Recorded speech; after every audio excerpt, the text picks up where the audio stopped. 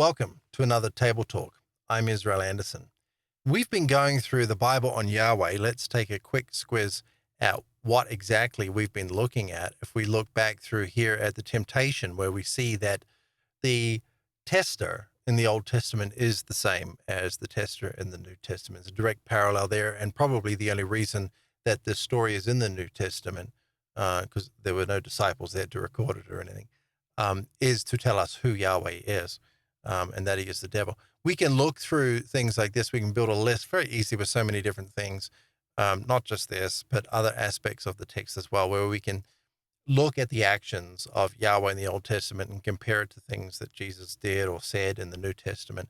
And we start to see that, we can line all of these things up, which is really, really interesting. Then we look at the things that Jesus has said about Yahweh. And of course, actually, let me make a comment here on Luke 11, 1 through 13. I've had a couple of people say, I can't see anything there about Yahweh. If you don't know the Exodus story, then Luke 11, 1 through 13 is not going to jump out at you as some story about Yahweh. But one of the tells here is that it talks about poisonous snakes instead of fish.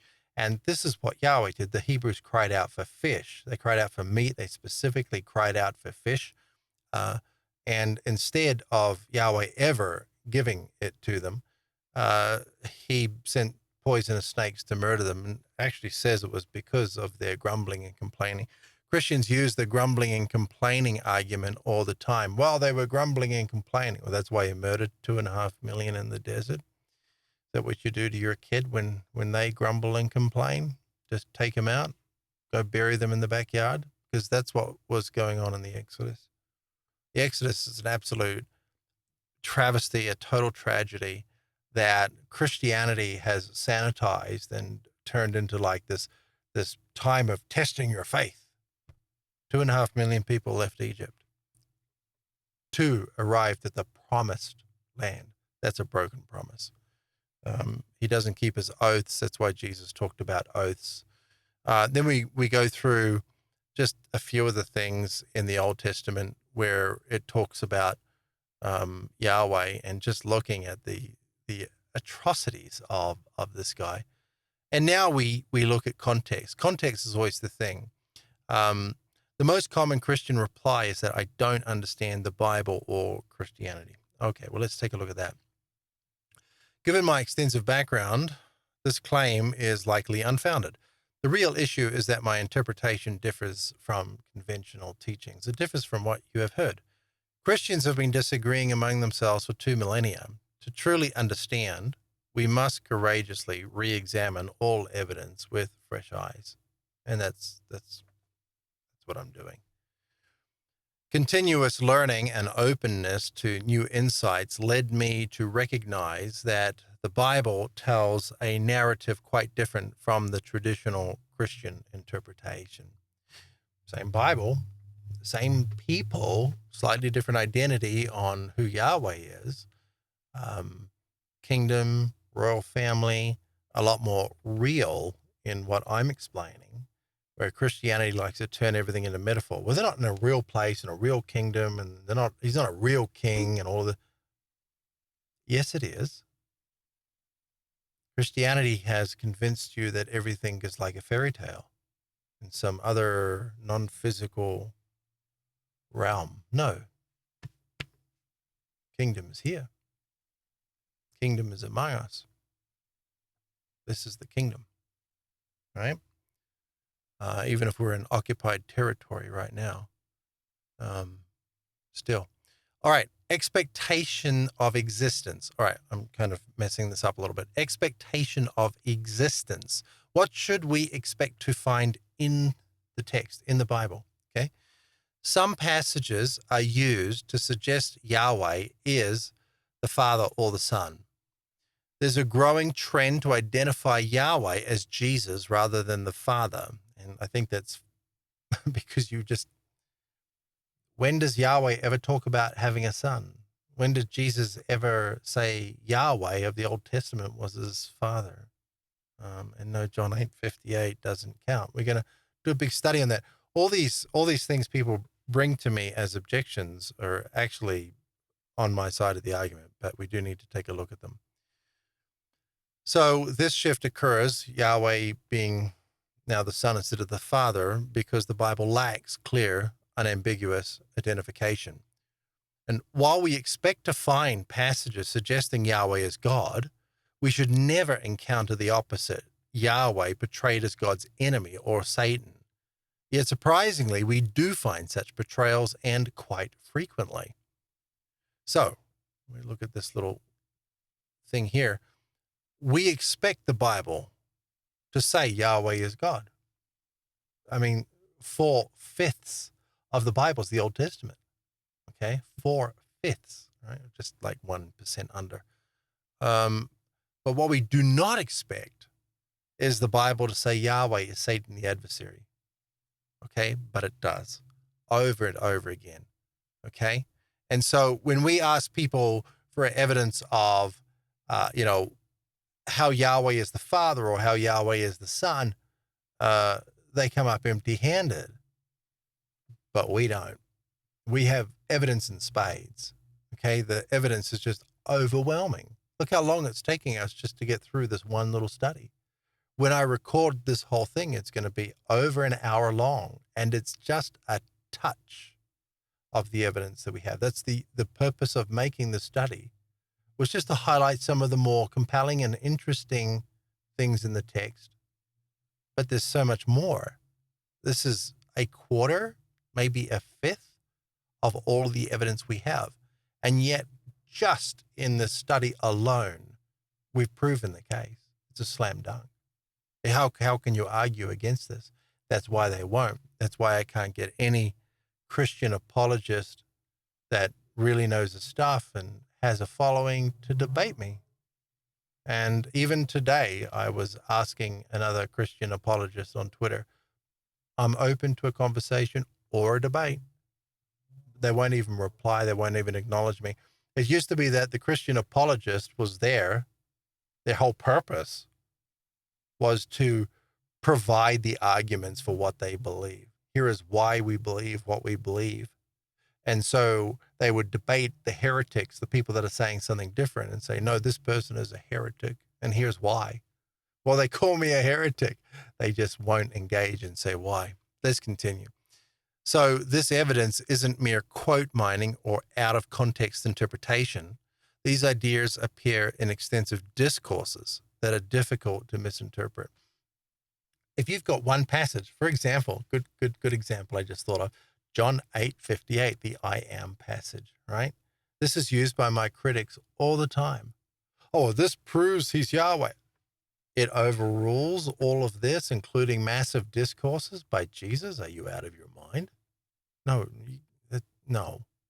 One verse does not overrule hundreds. Okay? Doesn't work like that. All doctrines throughout time have been evaluated based upon the evidence, right? And so if we're to weigh the evidence that we have just now, I've been studying, I discovered these things and started talking about them 7 years ago. Okay, just in what I've found in 7 years, some I found exclusively myself, others have been found and known by others for a long time.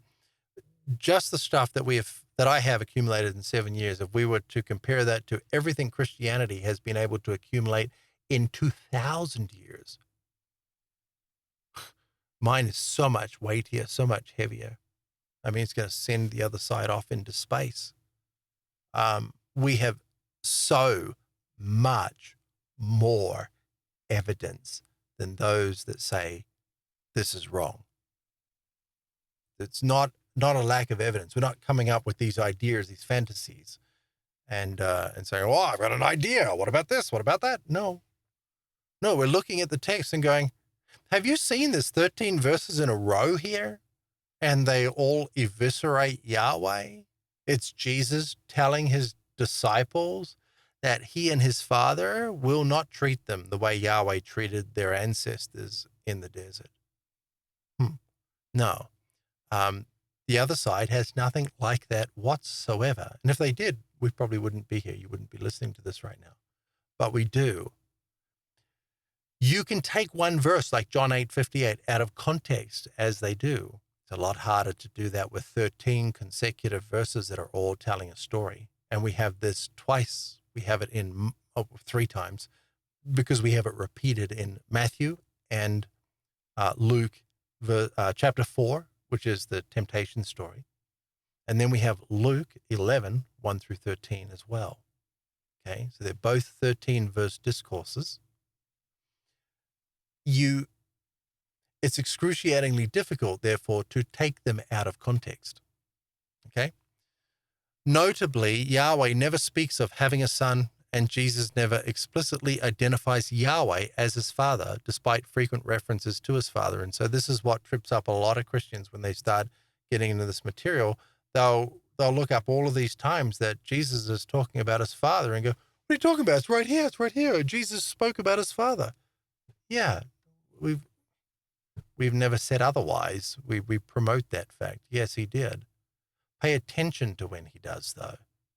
Never says it's Yahweh. Never makes any connection to Yahweh. Okay? If you're going to keep raving on about how wonderful your dad is and that you only do things that he's doing, you're only saying things that he's told you to say and all of this kind of stuff, that, me and the Father are one. Okay. Then why doesn't he link him to Yahweh? Why is there no single clear time when Jesus just lays it out and says, that guy in the Old Testament that murdered 2.5 million people in the desert over 40 years? Yeah, that's my dad. Right? And so this is important. Often what's omitted is as significant as what's included. Okay? So there's a process of reasoning through deduction. Well, if Jesus never says, Yahweh is my dad, and Yahweh never even talks about Jesus, how does that make any sense? You're in a bit of a spot to begin with, right? Contextual consistency. I'm not sure if you're noticing the lag. I'm not sure what's going on here. Maybe I should have restarted my computer before recording. Sorry about that. I'm not going to start again because these are just the casual table talks. You have to put up with it with me. Look at them. It's not working very well, is it? Don't know why it's doing that. Anyway, we'll just keep moving on here. If it crashes, it crashes. So consider the approximately 40, and I just put 40 there. I was going to go back through and count. There's probably actually quite a few more than 40, but consider the approximately 40 individual points in this study alone. Okay, the probability that each is taken out of context becomes infinitesimal when a single context, Yahweh as Satan, fits them all coherently. Traditional Christian interpretations often require numerous, varied explanations for these points. Every single one has got a different argument and a different approach. And, well, let me tell you about this and let me tell you about that. I'm not doing that. I have the same context for all of them, right? So in contrast, the interpretation presented here offers a more straightforward reading of the text. So we have so much evidence. It all has the same context. And we have a far plainer reading of the text. I get the Christian telling me all the time, oh, you're taking that too literally. No, what your Christian religion has done is tell you, turn it into this metaphor, right? And here's what the metaphor means. Why do they do that? This is Gnosticism, by the way. I'm always accused of being a Gnostic. No, the Christian is the Gnostic. And this is why. Listen carefully. One of the main facets of Christian Gnosticism is this approach to the Bible where they will get anything, even if it's everybody accepts this as just literal, and they will turn it into a metaphor instead. They say everything is a metaphor. None of this really happened. It's all just stuff, whatever. And then they turn it into make-believe. No, it's not what is there. It's a secret meaning, and let me tell you what that secret meaning is.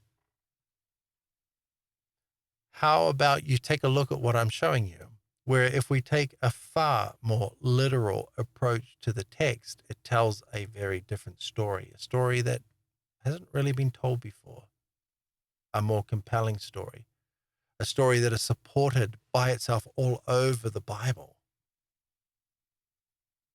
Like this story is more and more people just every day are sending me stuff. Hey, have you seen this? Have you seen that? And oftentimes I haven't. There's so much there.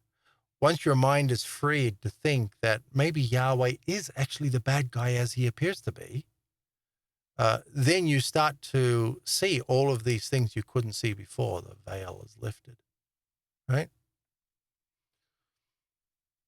Multiple explanations for each passage versus one explanation for all. Which is more likely to be the correct context? If we have 40 or 50 or 80 different points, and the Christian comes along and says, oh, you're misinterpreting all of those 80 points.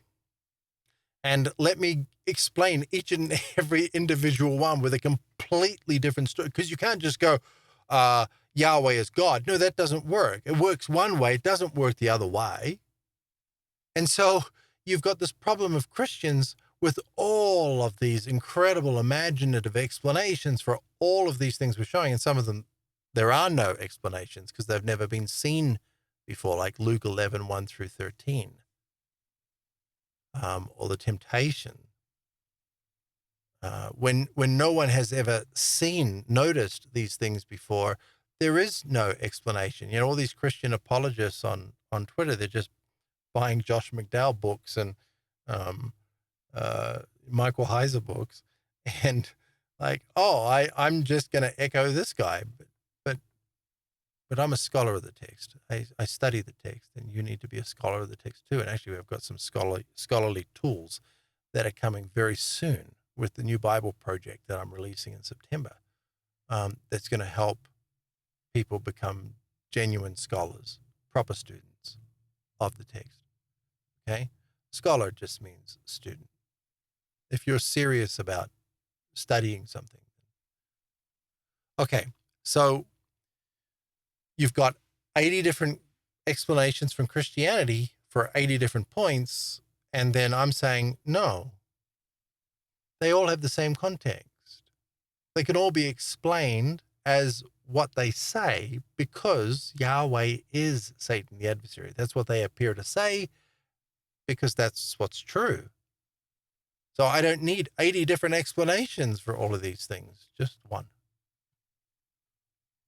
Which is most likely to be correct? How can you find all of these things? How can you discover brand new things in the Bible that no one in 2,000 years has ever seen before, and yet they also follow the same context? That's not possible. It's just not. It's not mathematically possible, right? Unless it's real, right? So this is checksumming itself for those that use a computer term. It's the vast quantity of evidence is overwhelming the counter arguments because it all connects together. It all tells the same story. Okay? When examining these passages, you'll encounter Christian apologetic arguments. Approach these with healthy skepticism. Don't accept them as definitive without thorough examination. So this is what happens when people want to argue with me on Twitter and things. No, the Trinity is real. Here's these 2 verses, Okay. The person doesn't know anything about those 2 verses. He's never studied those 2 verses. He's never written a single thing down in his entire life about those 2 verses. He's never looked it up. He's never done anything at all except type some words into Google and then copy paste into my chat, right? We're not doing, stuff like that. That's not even layman stuff, but that's just rank amateur stuff. We're trying to really understand. We're trying to really dig in deep. Next month, I release in September 2024. I release the Bible in a format that's never been done before and is going to be the first real revolution in approaching the biblical text in 2,000 years. And I'm deadly serious. You'll agree when you see it. And it will grow over time. This is something I've wanted to do for over a decade. Finally, the technology has caught up to the point where I can. And so I'm building it right now. Every day I'm building it. That's why it's been a bit of a delay between the videos. Sorry. I've been busy. And you can't just teach. Teaching is great, and I love to teach, but I want to build tools so that you can study, so that you know how to be a good student, so that you know things up front about studying the Bible that might take you years to learn. Otherwise, it'll all just be there for you. So I don't have it here in front of me, but I've had a context guide that's been, I do actually, I added it here. I forgot about it. Let's take a look. So I have this context guide I made years and years ago, but I just updated it. I don't know why everything is so kooky. We're still recording. Okay, so sorry for the jitters. I will remember to restart my computer next time. I have so many apps running. That's the problem, obviously. So this is a guide to approaching the text and understanding the text in context. Shall we just read through these? I'll read through them really quickly, okay? Approach the text without preconceptions to avoid starting with a pretext. Set aside prior assumptions and view the passage with fresh perspective. Examine the broader context surrounding the passage. What events or teachings precede and follow it? Research the author's background.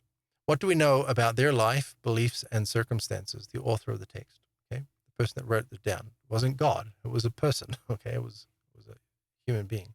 Well, it's possible that Torah was written by Yahweh. It probably was. Identify the intended audience. What was their historical and cultural situation? Determine the time of writing. What significant events or influences were present at that time? Consider the author's location. How might this have influenced their writing? Analyze the characters in the passage. What is their role and significance? Explore the historical and cultural context. What was the Hebrew understanding of these concepts? Avoid forcing metaphorical interpretations where they don't naturally fit. We just talked about that a bit. Accept uncertainty and seek deeper understanding over time. That goes back to just wanting to turn everything into metaphor. If you don't understand something, give it time and be okay with not understanding. It's like, I spent my life studying the Bible. And yet, it's that old adage of the more you know, the more you know you don't know. You just, sometimes you stumble across things that are so simple and basic and shift context for you in large ways. And you're just like, how long have I been studying the Bible? There's so much there that we could have multiple lifetimes, and only then would we actually be starting to grasp everything that is here in the text. And yeah, there really is just so much. So avoid forcing metaphorical interpretations where they don't naturally fit. Accept uncertainty and seek deeper understanding over time, right? Be okay with I don't know. And don't make stuff up to your friends that are making inquiries to you. If you're a person that's, a Christian influencer in his local community, your local fellowship, not just online or whatever, and you've got people coming to you and asking questions, don't make stuff up. Just say, I don't know. Like, people get very surprised because I get a lot of questions, and we have the Founders Club where they have more access to me. And you should join it. You can go up here to andersondiscoveries.com, join the Founders Club, 25 smackers a month, and that helps me do all this, and I appreciate it very much. And so I get questions, and you know what my most common answer is? I don't know. I don't know. I mean, someone sent me a question the other day, and I thought about it for 3 days, and then, or 2 days, and I finally got back to them and said, I'm sorry, I've thought about it. I don't know. Because there's just so much, right? You can't know everything, and even I am still just a beginner, you know. Uh, Emphasize different words to uncover nuanced meanings. How does the emphasis shift interpretation? So, for example, John 3:16, for God so loved the world. For God so loved the world. For God so loved. You just keep doing, emphasize each word in a sentence and see if that impacts the meaning at all. Compare various translations. How do different translations interpret the passage? I get asked a lot. I got asked just an hour ago, what's your favorite Bible translation? I don't really have one. I use everything. And a lot of people will say kind of cheekily, like, what translation or what Bible are you reading? And that's usually when I reply cheekily in return and say, the same one, you're not. Okay? Because that's usually the only problem is Christians don't read the Bible. It's just you might because you're watching this. But most Christians haven't got a clue what is in the Bible. I'm sorry. I mean to mock the Christians, but I was a Christian all my life until just recently, but I can't call myself a Christian. It's a fantasy fiction. It's a Disneyland story that's been invented to conceal the truth, not tell us the truth. To conceal, not reveal. Oh, that's good. I've never thought of that before. Christianity is designed to conceal, not reveal the truth. Okay? And that's why I find all these things. When I get to a point where I'm studying the Bible and I go, wait a minute, because this is what happened 7 years ago. I've told this story many times, but I just get to a point. I remember slumping back in my chair, not this chair, a similar chair. I remember slumping back and just going, there's a different story here. I didn't know what the story was at the time. We're still unpacking the story. We're still trying to, see, it's not a cult where we've got this belief and like, hey man, an angel led me to some gold tablets and hey, I want you to believe all this stuff. We're exploring, and that's why I'm building tools so that you can help. You can help me find all the rest because there's just so much more. I know, I would say because the Lord has told me that the largest revelation of all of this stuff so far is yet to come. It's yet to come. The most slam dunk evidence in the Bible that Yahweh is Satan the adversary hasn't been found yet, but I'll find it soon and I'll share it with you. It's coming. There's something going on, right? There's something very weird and odd and interesting going on. Like 2,000 years, something going on. I think it's the return of Messiah. I think Jesus is coming back. Can't wait to see him. All right. Compare various translations. So when you're getting into serious study of the text, you're not using a translation. It doesn't matter the translation. It's just irrelevant. You're always going back to the source manuscripts and seeing what they say in the Hebrew and the Greek. So utilize a concordance or dictionary for word studies. Examine the full range of meanings for key terms. Most people use a Strong's. Strong's is okay for beginning, but don't preach or build doctrines from Strong's concordance definitions. There are better sources, and we'll talk more about those in the future too, and they'll all be detailed in this new Bible project I release next month, so that you know the better scholarly resources and sources to turn to learn things like the definitions of Greek and Hebrew words, because we'll get there. We could talk about it all night. Identify related passages throughout Scripture. How do they inform or alter the interpretation? Okay. Formulate probing questions. More questions often lead to deeper insights. So, a good teacher will test their students by presenting a piece of text or an argument or something, and this is not just in biblical studies, but anything in life, and say, how many questions can you find to ask? Right? And the top student is the one that finds the most questions. The one that's going to have the best understanding is the one that generally is the one that finds the most questions. Can't find an answer until you have a question. finding the questions comes first. Then you go out and try to answer the questions, right?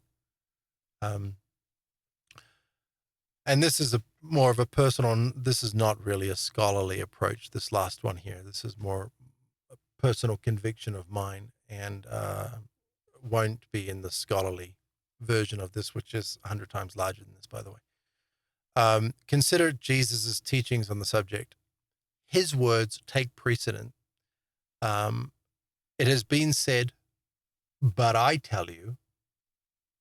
Okay. How many times did Jesus say that? It has been said where? In your law. Not mine. Your law. It has been said in your law. It is written in your law. Your law. Not mine. Yours. Your law. Moses gave you. Moses told you. Not me. Because I'm not Yahweh. Okay. So what Jesus says on any subject is gospel, as I say all the time, which upsets some of these people that believe that the Bible is the word of God and every word is equal to every other word. That's complete and utter nonsense. You don't know the Bible if you say things like that. What Jesus said is gospel. Everything else is commentary. What Jesus said is gospel. Everything else is commentary. 31 and a half minutes. Thank you for being here. We are going to touch next on the real story. And we're going to, well, this is just jerking all over the place. Hopefully this recording is okay. Sorry about the terrible video quality. Hopefully the audio is fine. Let's look at the real story. I posted a snippet of this on Twitter the other day, X. The real story is quite different to the Christian story. And, you know, it has to be caveated, as I will do when we get into this in the next video, that we're in this process of research and discovery. I don't have a belief system to share with you. I have the findings, the discoveries that we're making to share with you. And we see that already it's kind of given us a fairly reasonable scaffolding of the big picture. Okay? There's context within context within context, and you just keep pulling out and keep seeing a larger and larger picture. That's what we'll get into on the next study. Okay? Thanks for joining me. I appreciate you. Thank you very much. If you appreciate what I'm doing, I would almost beg of you, because I truly need it, go to andersondiscoveries.com and look at the Founders Club and consider joining. That's how you can truly support the work that I'm doing here. Okay. As you see, everything I release, including the new Bible project that's being released next month, and I'm ahead of schedule on that. So that's great. It'll absolutely be released next month. It'll probably be late September. But you're going to love that. And everything is free. Okay. Everything is free. All right.